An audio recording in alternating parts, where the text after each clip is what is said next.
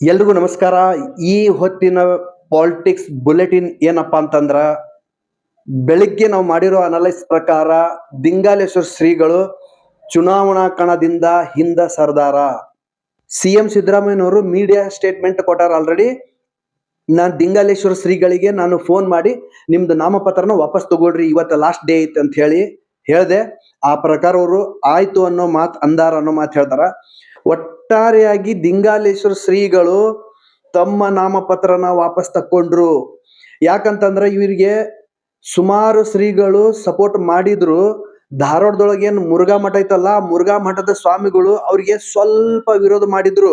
ಅಂದ್ರ ನೀವು ಈ ತರ ಎಲೆಕ್ಷನ್ ನಿಲ್ಲಬ್ಯಾಡ್ರಿ. ಇದಕ್ಕಿಂತ ಸ್ವಲ್ಪ ವಿಶೇಷವಾಗಿ ಏನ್ ಬಾಳೆ ಹೊಸೂರು ಫಕೀರೇಶ್ವರ ಮಠ ಐತಲ್ಲ, ಈ ಮಠದ ಹಿರಿಯ ಶ್ರೀಗಳದಾರಲ್ಲ, ಅವರು ದಿಂಗಾಲೇಶ್ವರ ಶ್ರೀಗಳಿಗೆ ಬ್ಯಾಡ, ನಾಮಪತ್ರ ವಾಪಸ್ ತಗೊಳ್ರಿ ಅಂತೇಳಿ ಖಡಾಖಂಡಿತವಾಗಿ ಹೇಳಿದ್ದಕ್ಕ ದಿಂಗಾಲೇಶ್ವರ ಶ್ರೀಗಳು ನಾಮಪತ್ರ ವಾಪಸ್ ತಗೊಂಡಾರ. ಏನು ತಮ್ಮ ಸೂಚಕರು ಇದ್ರಲ್ಲ ಅವರ ಕಡೆಯಿಂದ ವಾಪಸ್ ನಾಮಪತ್ರ ತಕ್ಕೊಂಡಾರ ಅಂತ ಹೇಳ್ತಾ ಈ ಒಂದು ಸುದ್ದಿ ಇಲ್ಲಿಗೆ ಮುಗಿಸ್ತೀನಿ.